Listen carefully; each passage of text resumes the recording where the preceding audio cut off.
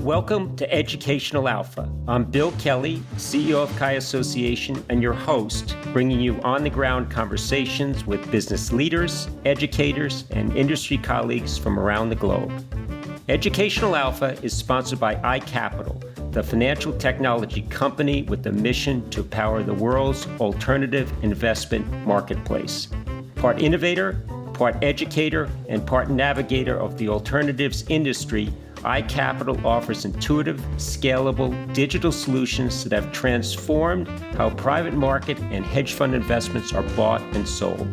With iCapital, financial advisors, wealth managers, and asset managers around the world now have access to everything they need to deliver the return and diversification potential of alternatives to high net worth investors. To learn more, visit iCapital.com. In this episode, host Bill Kelly welcomes Jennifer Choi, CEO of ILPA, Institutional Limited Partners Association, to discuss the dynamic landscape of private equity, its governance, and the evolving role of limited partners. Jennifer shares insights from her extensive career, starting with consulting and private equity emerging markets to leading ILPA. This conversation provides a deep dive into the mechanisms driving change in private equity and the critical role LPs play in ensuring accountability and governance. Listen in. Jen Choi, welcome to Educational Alpha. Thanks, Bill. Great to be with you.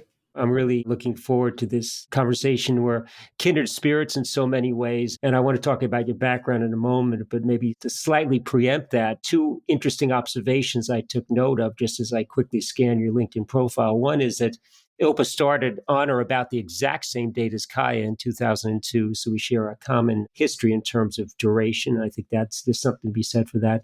But then I think your time at ILPA in various roles, most notably and most importantly now as the CEO, kind of runs parallel to mine. I'm stepping down, as you know, the end of this year, and it'll be 11 years. And I started early 2014, and it looks like you came on the scene just a few months behind me, but your expiration date extends far beyond mine. And I think the industry and ILPA are all the better for that. So maybe with that, maybe clumsy introduction of some of your background, maybe I'll turn it over to you and talk a little bit about your history, because you've been in the association space, but curriculum has been in your DNA. So some of your background would be a great place to start.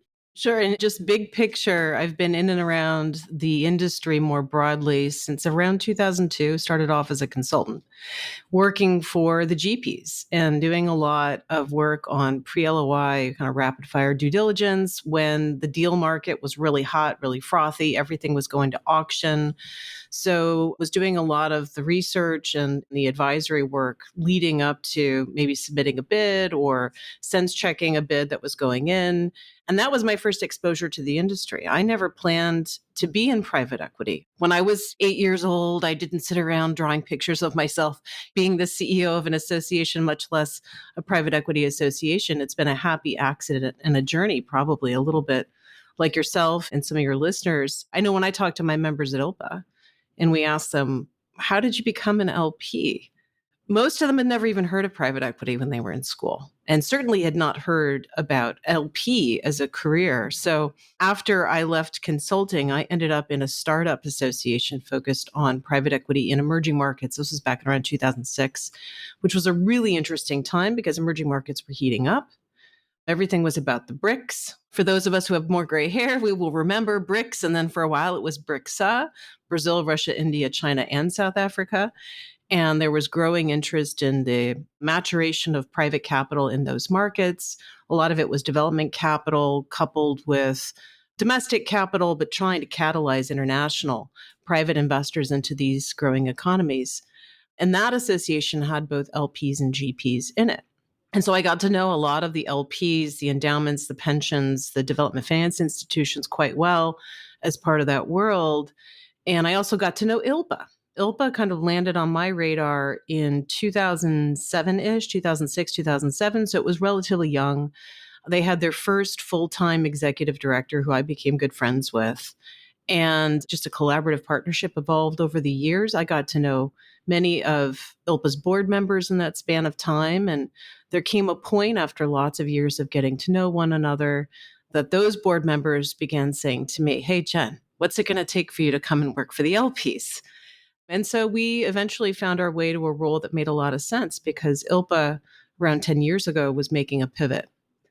Historically, since its founding, ILPA was really focused on education and speaking to the members and not necessarily for the members, not engaging a lot with policymakers or trying to tell the GPs what to do or trying to engage with GPs in an ongoing dialogue. And around 10 years ago, there was a conscious decision made that we need to be more open, we need to be more inclusive, engaging. And that includes with policymakers, that includes with regulators like the SEC. So I was part of that evolution. And over the last 10 years, have had a really exciting front row seat to some amazing changes in the industry. And we're going to cover a lot of those in the coming 20, 25 minutes. But before we leave the founding principles, so all associations, Kaya, ILPA, EMPIA, they're born out of necessity. And I may or may not have this right. ILPA is now very much of a global organization, and you just have to look at where you've opened offices recently. But was it born out of Canada? And was it maybe the Maple 8 or the Canadian LP saying, hey, we need to kind of unionize around common practices?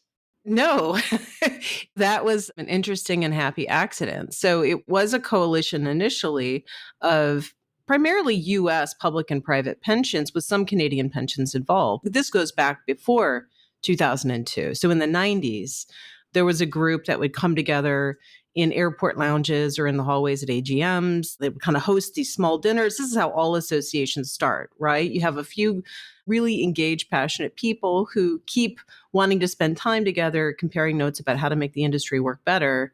And over time, it institutionalizes and it professionalizes. So we were actually incorporated in California because the chair at the time, Rick Hayes, was the head of private equity at CalPERS. But our first staff came out of OMERS in Ontario because they happened to have somebody on their team who was transitioning to more of a half-time for more work-life balance, was transitioning, had a little bit of capacity. And so for a period of time was our interim executive director until we hired our first full-time executive director, I think around 2006 or so. So even though I think we might have been perceived as a Canadian organization, that was just a happy accident. A team grew up around that executive director in the early years, but we were never a Canadian organization. Well, interesting. Okay, so I've already learned something. And then maybe just as you look at those humble beginnings and fast forward to today, maybe just a thumbnail on your size and reach in terms of number of members, where they're geographically located. And is it just only LPs or are there GPs and service providers? What's the makeup look like? We're just LPs. That's been a really critical part of the charter. All along, we always reference the line for LPs by LPs. It's really explicit in the mission. But today, about 620 institutions in around 50 countries, the bulk of which are North American, but we've seen a lot of growth over the last 10 years from Europe and the Middle East and Asia and also in Latin America. So definitely have a footprint in global markets around the world. And the institutional mix has also evolved quite a bit, where we had started off 20 plus years ago as predominantly pensions. Now we have a lot of endowments, foundations, insurance companies, family offices, sovereign funds. So the full breadth, the full spectrum doesn't make my job or my colleagues' jobs any easier trying to navigate a pretty heterogeneous spectrum of views on a lot of issues. And it used to be maybe pre-COVID, the sign of being in a market was to establish a bricks and mortar beachhead, an office. And that's less necessary today. But you did recently open an office in London, I believe. We did. We actually had boots on the ground, the proverbial boots on the ground, starting in 2023. We had a couple of folks from our Toronto office seconded to our UK entity, and we just secured a permanent head of Europe. Bart Van Dyke just started with us October 1st. He was with us this week in Montreal for our board meeting and meetings with members, but we're really excited to have him on the team. And you're right, the model's changed. We can operate from anywhere. You and I were just talking about how our office is somewhere, 37,000 feet in the sky on a lot of days. However, I will tell you, members value nothing more than having the opportunity to sit across the table from us or from their colleagues and to really talk about what are you seeing in the market? What's hard? What's exciting? What are your ideas about how we can make things work better for everybody? I know that Kaya does a lot of this work, getting out into the field and bringing members together and also just sitting down with them. And that was a big reason why we felt it was important to make the investment in the bricks and mortar presence, as you put it. And I think if you can find a way of deputizing your members, it's a better value proposition for everybody, because I suspect, just like Kaya, in terms of actual headcount of people that can go out there and talk the talk, walk the walk, it's probably pretty slim in ILPA. It certainly is inside of Kaya. So the extension has got to be not only established in the office, but establishing a coherent structure of LPs in these precincts around the world, critically important. That's right. We've grown a lot over the last few years. So we're about 37 people today, spread across Toronto, DC, now London. And then, like a lot of organizations, we have a few people who operate from cities outside of those three headquarter offices. But it's about getting the members activated and making sure that we understand how they are approaching different issues, but also that they have an opportunity to really get aligned with some of those core messages that we're trying to promulgate and amplify out in the marketplace. That's great. So I think we're done with the preliminaries, and did a great job in leading an organization I just have so much respect for. So I saw, again, courtesy of LinkedIn, and social media is such a wonderful tool that I did not have in the vast majority of my career. And it's very helpful for this platform too, because it allows me to say, well, what's Jen been up to? The short answer is a lot. But it seemed like, if I read it right, your 2024 conference is barely in the rearview mirror. And maybe without quoting anybody, what are some of the challenges and opportunities on the minds of your member base? Well, in the conference, Bill, that you're referencing is our legal conference, which is something we started doing about 6 years ago here in DC. It's one of 4 big events that we hold around the world. And it's the only event that's just for the legal professionals that sit inside of the LP organization. So think the general counsel for a pension fund, Okay. right? Or the legal person who reviews all the fund documents inside of a foundation. Those are the types of folks that we bring together. So a lot of the conversation is around what's changing in the fund terms, what is market? Often we have to listen to how the market is defined for us by counsel, maybe negotiating on the other side, but what's really changing? And I would call out that we're seeing more transparency, more embrace of providing investors, providing LPs with things like the ILPA reporting template on fees and expenses. So that's a lot less of a battle than it might have been 8 years ago. When it comes to some other things, we're not seeing wholesale improvements to the extent that I would say, let's cry victory. We're really getting to stronger alignment overall in the industry. I will tell you that the LPs, the council who were in the room, are still very focused on things like fiduciary duty and key person. And the backdrop for a lot of these conversations is the fact that at this particular point in the cycle, we've got a lot of contracts that were negotiated during boom times where fundraising was meteoric, right? Successor funds were growing by leaps and bounds. Funds were getting closed inside a very short period of time, shortest period of time perhaps in history, in our collective memory. And so there were probably some things agreed to that you wouldn't have agreed to if you had the luxury of more time to be more deliberate. And we're going to see how that plays out in a much more challenging market, not just from a fundraising perspective, but from a deal making perspective. And the exits may not come as freely, as quickly, as easily as they did in the past. And what is that going to mean for GPs and how they manage their business? And how does the contract factor in as far as the governance challenges, the conflicts? LPs have a fiduciary duty. And so they want to know that the contracts support them in executing on that. So I think we're in for some really interesting times. Yeah, I'm going to come back to NAV-based lending as an example, because ILPA has been very vocal on that. But before I lead the legal counsel inside of these LPs, not an unimportant role. And when you think about trying to affect change, I assume they're probably a key point of contact. And we did sign on to your amicus brief for the private fund advisor rule.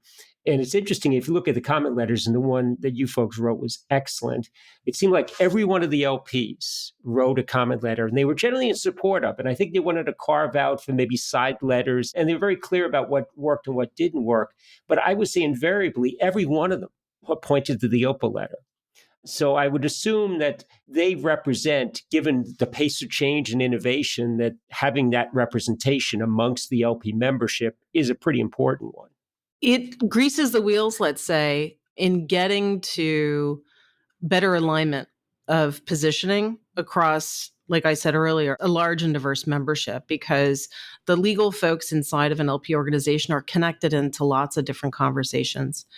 And so when it comes to something like submitting comment letters to the SEC, they're a critical constituency and they can be a critical ally early on. I don't want your listeners to think we only engage with the legal folks, but we have found them to be really thoughtful, really enthusiastic about operating as a community of practice and helpful in how we support all of the other individual professionals that sit within our member institutions. And I've seen how you folks roll, and the primary contact is the CIO, full stop. And that's the ones who are calling the shots ultimately. But I think the fact that you're finding ways of engaging across that value chain is critically important. So I just want to stay not so much with the private fund advisor rule, but maybe tied to that democratization. And if you think about Fund X plus one, pick your GP and fill in the blank. Fund X plus one is going to have more and more retail assets in it. And I've used the example of KKR. I think it was KKR Hamilton Lane. It doesn't matter. Both firms I have a lot of respect for, but the most recent fund offering was just like so many. The fund was registered in the Cayman Islands, and it had a feeder fund on the blockchain where the minimum to get into the feeder fund on the blockchain was $20,000. To get into the Cayman-based fund, $5 million. So institution into the Cayman fund, especially if it's tax exempt, qualified investor in for 20,000. The reference NAV is the same for both. So I think to say that it's Abu Dhabi Investment Authority and Yale and they're smart investors and we can call it a day there, that may have been true in Fund X minus one. But as we look forward, the fact that we have more and more diverse investors and individual investors coming in with the right education, Ned, I think it's a good thing. We'll see. But to not think we need more regulation, more transparency, maybe the highest definition of fiduciary duty, more transparency on fees, and the list goes on. And that's what interests me so much about what you're trying to accomplish, because the industry's changing and we have to adapt and evolve along with it. That's exactly right, Bill. And we know, without naming any particular platforms, we know there are a lot of GPs who've been very successful at building out the platforms to pursue and absorb capital coming in from these channels. We know that there are more avenues for 40 Act funds, for example, to play in this space than there were when I got started, when you got started. But the regulation of private funds hasn't necessarily anticipated any of this. I mean, the private fund advisors was the most meaningful step that the SEC has taken since Dodd-Frank went into effect in 2012. And we saw what happened with the Fifth Circuit's decision to ultimately vacate that rule. So I think right now we're in a place, and maybe we'll dig into this a little bit more, but we're in a place where I think institutional LPs, the kind of folks that ILPA represents, see this coming. They see this wall of capital that wants access. They see the GPs calibrating to figure out how to access. And the idea that these two different pools of capital, and to your point, all sophistication, right? There's a spectrum, but there's probably a step change between these two cohorts in very generic terms. And right now, the industry is doing everything on a mostly voluntary basis when it comes to disclosures, when it comes to how fiduciary duty is codified in the contract, where we're operating to the lowest common denominator allowed under Delaware law in some of these things.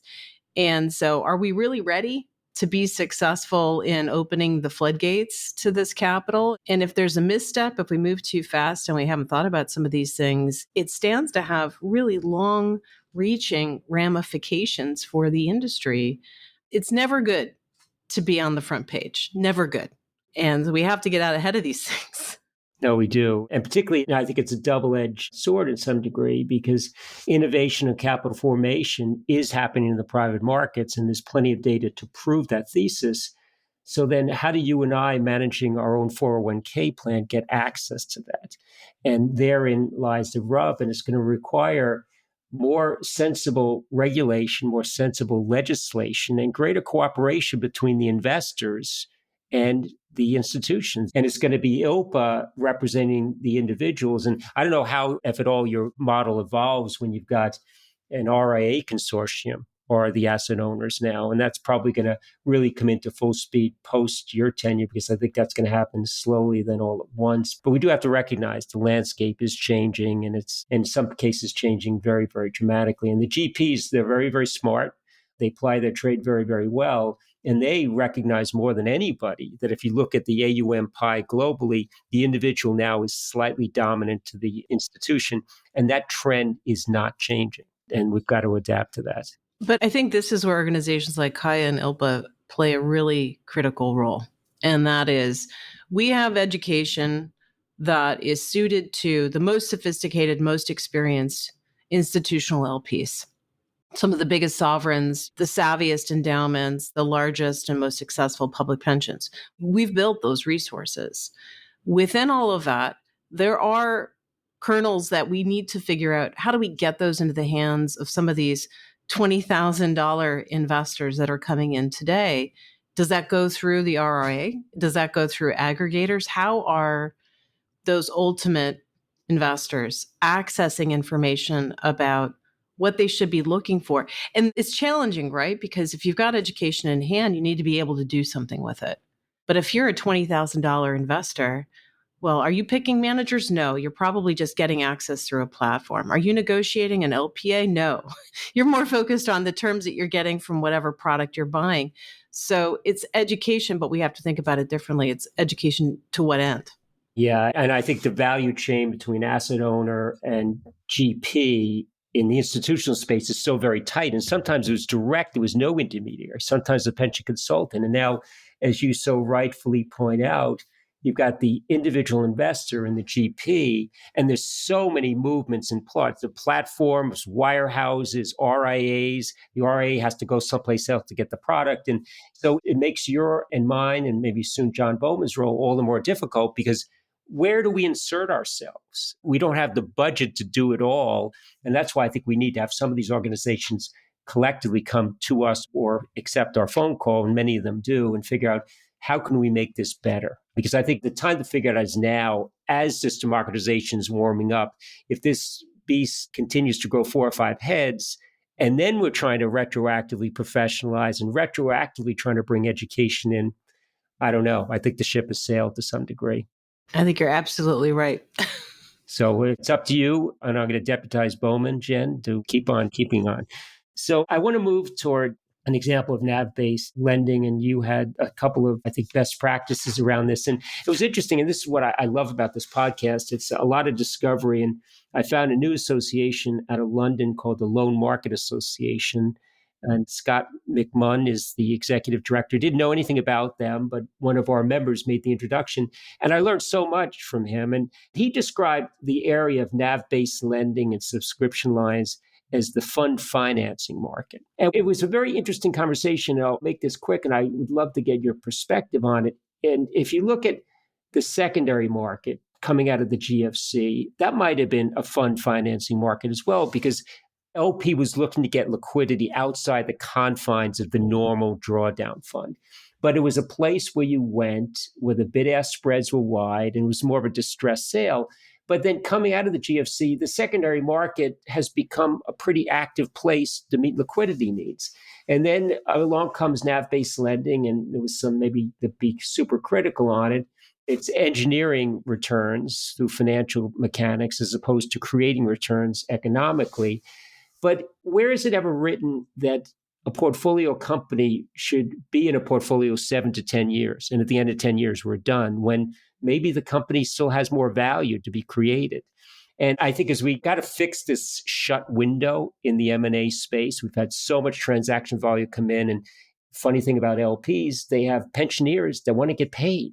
And you need to raise cash, and the DPIs have been negative. So all that being said, I think some of this LP was maybe born very quickly out of necessity, and it caused some angst between LP and GP.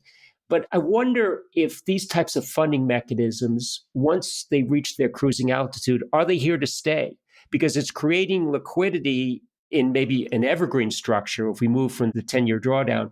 So there's a lot there. You've thought about this a lot, and maybe you could just start out with your views on best practices around NAV-based lending, and maybe your views about where NAV-based lending is 5 years from now when we fix the plumbing in the private equity space.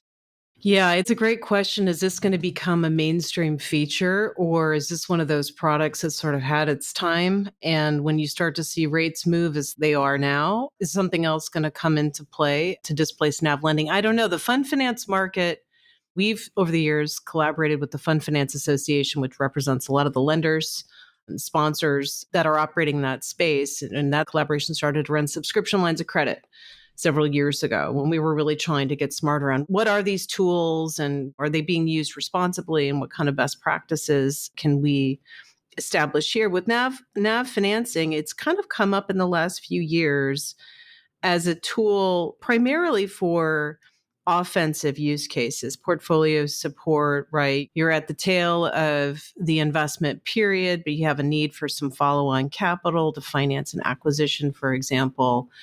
And maybe it was a more attractive rate than what you're able to get when interest rates are pretty high from the more conventional sources of financing.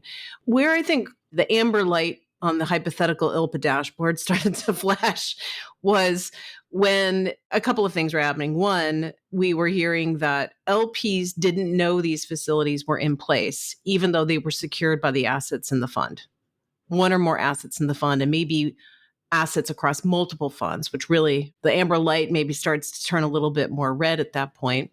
And so they weren't aware that these were in place. It wasn't sort of being proactively discussed with the LPAC. It wasn't being disclosed. And then a couple of years ago, we started to hear about the increasing utilization of these facilities to provide distributions in the absence of DPI, sometimes tied with a fundraise. So the compulsion to demonstrate results because you're going back out to those same LPs and you want to raise the next fund and you want them to re-up and you need to show track record to your current LPs, to your prospective LPs, but you also need to give cash back. And I think those are really the two things that sparked for us the need to wrap our arms around what's going on, what's the state of the market, what are the best practices here.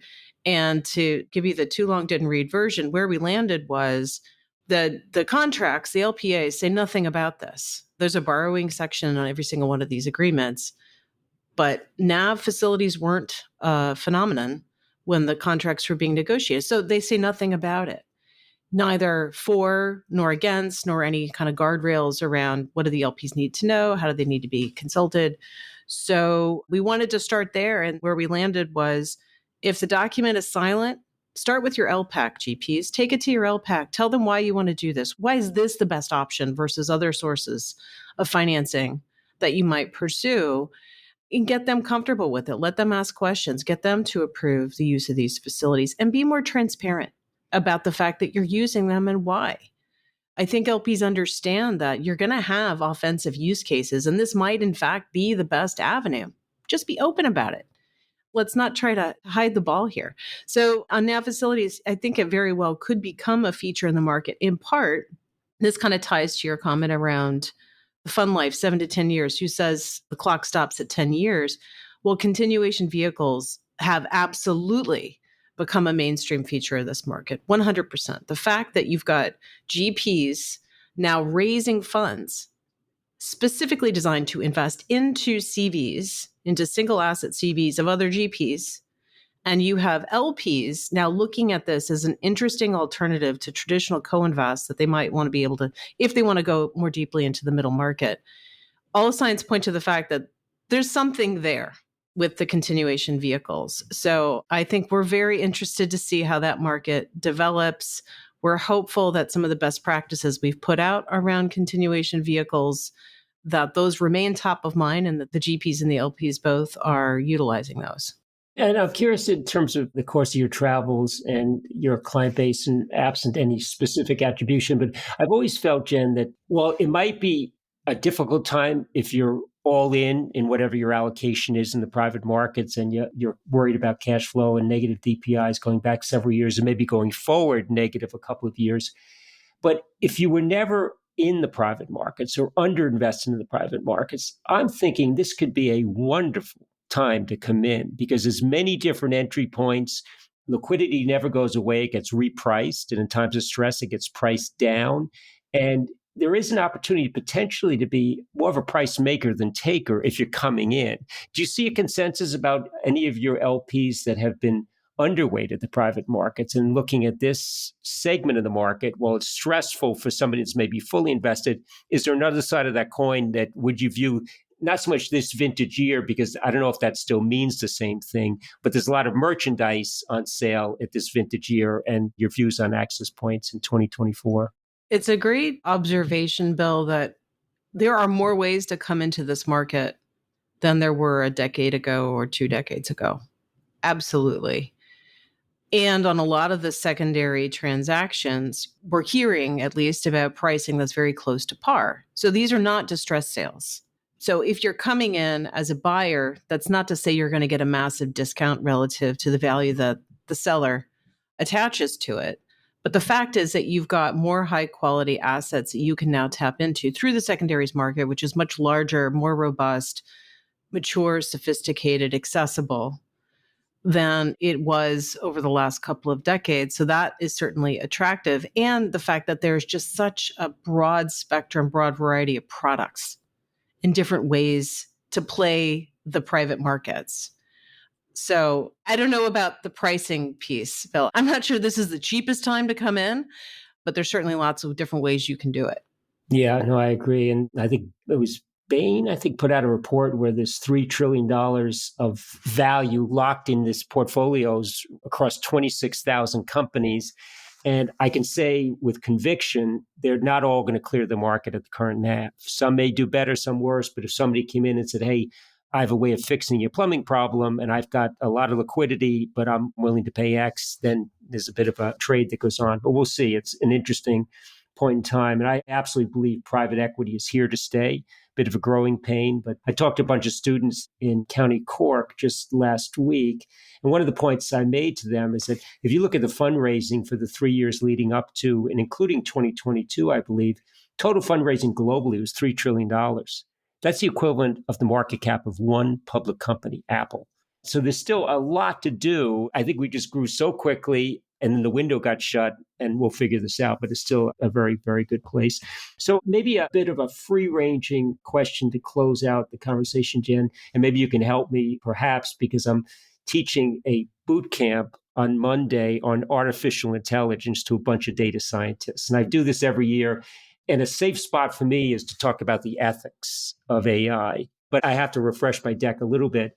But if I look at where we are with artificial intelligence and Gen AI, a lot of people are talking about it. I still think it's nascent, but it's really the GP with the higher margin, higher operating leverage, a bigger revenue base, that they can probably get ahead of the game and they can invest in some of these algo-based tools and large language models. And maybe what was once an investment process driven by a smart Kaya, it's now an investment process driven by a smart robot. And you can't explain why it does what it does because the algorithm doesn't lend itself to explanation. So what are you seeing amongst your member base, the LPs?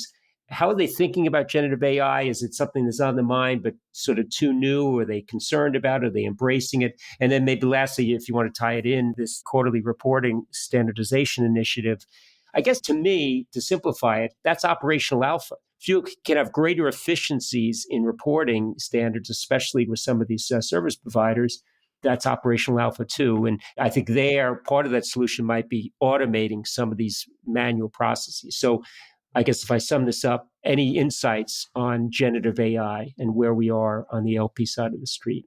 On the LP side of the street, as you'd imagine, we're still relatively early on the curve. We always ask this question when we have a group of members together. We asked it just last week at this legal conference, and how many organizations in the room are prohibited from even using the tools that already exist, the Copilot, for example, within Office or the Acrobat utility. And a good proportion, the majority they're not using it as part of the day-to-day. Their institutions haven't greenlit even piloting these projects, no pun intended. And part of the challenge is, of course, really you have to establish the data privacy and the governance rules and get really comfortable with you're not accessing necessarily the LLM yourself. You're buying a tool, you're buying a consultant, you're buying something that sits on top of the LLM that does whatever it is you need it to do. And so you need to know what it has access to. And this notion of zero retention really sticks out for me as something that LPs are going to get hung on. Is my data being used to make the LLM smarter? Because we don't want that. We want to make sure our data is really tightly ring fenced. So I think we're still in the discovery phase for a lot of LPs. Meanwhile, they're going to AGMs held by their GPs and seeing these phenomenal demonstrations of what AI can do, maybe some terrifying demonstrations of what AI can do. So we've got a lot more work to do there. On QRSI, this is the Quarterly Reporting Standards Initiative. This is work that started with the PFAR, the Private Fund Advisors Rule, that would have required a lot on fee and expense reporting and performance reporting that GPs and LPs were not doing. So when the rule was live, we set in motion an effort to bring the communities together. There's been a really intensive and extraordinary amount of collaborative effort invested in getting this right. The comment period, as you mentioned, is ending today. We've had some really terrific feedback over the last 9 months coming in on all of this. But the automation piece is critical. One of the things that we've been doing is bringing the fund administrators in early. And they've been testing to make sure that the templates, as they're being refined and developed, will work in practice with the data that they've got. And where they don't have that data today, how are they going to get that data into the system? And I'll tell you just a little flashback. I am very optimistic that this is right effort, right time, right tools relative to something I was involved in several years ago called the Alt Exchange. Alt Exchange was an effort to standardize the syntax of the data. So in your capital call distribution notice, every line item, can we agree how many digits? Can we agree if it's a negative or positive value? How many decimal points? How does it relate to the other line items in the report? Just agreeing on the syntax so you could build the end-to-end pipe, the real plumbing, to automate this.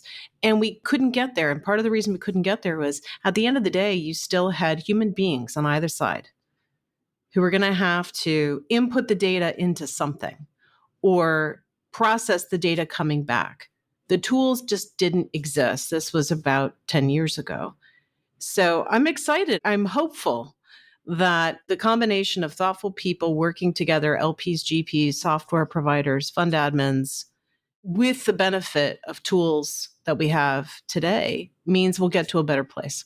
Yeah, and I sense, like me, you're a massive optimist. And you have to be in this space, not hopelessly so, but I think this is a great industry. It's been a pleasure to have been part of it for as long as I have been, and you maybe less so in terms of years. But the innovation and change is a good thing. And if you think about alpha, it's found in pockets of great inefficiency and massive change. So I think we're going to get through this and find out that there were some opportunities. And when we come out the other side, if we can utilize a lot of these tools that are nascent today, we're going to be better for it. So the last point from me, and then we can sign off. I don't know if I took it out of context, but I just quickly looked. I'm sorry, Jen. I just quickly looked at your website. I'm looking at notes down here. I picked up Michelle. I apologize. But I looked at your website and I saw the word priority. So I said, all right, let me see what ILPA's up to around priorities. And I wrote this down. And there were just 3 of them: improving governance and transparency, standardizing fee and expense reporting, and strengthening fiduciary obligations. What's so complicated about that? What's complicated about it is It shouldn't be, but it is. Here's what's complicated about it. It's that this industry operates on the basis of partnership. So all partners have to agree on the definition of those things, have to agree on the definition of governance and transparency, have to agree on the definition of fiduciary obligations, have to agree on those foundational elements. In principle, I think we're probably all on the same page.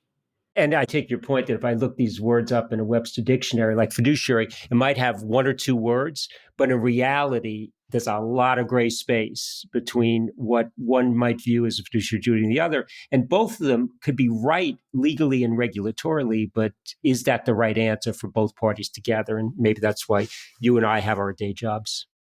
That's exactly right. All right. Well, Jen, I have so much respect and admiration for you, your organization, your ability and interest to collaborate with us makes us better. I run into you and some of your team everywhere I go around the world, and it's always a refreshing, warm face and handshake to see your folks there. So thanks for all of that, and we do appreciate it. And I wish you well into 2025 and beyond. And ILPA's in very good hands with Jen Choi at the top. Thank you, Bill, and congratulations on the amazing legacy that you've built in your time at Kaya and this transition coming up, and how beautifully you and John have managed. Transitions are never easy. So kudos to you for managing it so well and so smoothly. Well, you know a thing or two about transitions yourself. So coming from you, I'm going to take that as a massive compliment. Jen, thank you. Thank you, Bill. Thank you for listening to Educational Alpha. I'm your host, Bill Kelly. Learn more about the Kaya Association and subscribe to the show at kaya.org. That's CAIA.org. See you next time.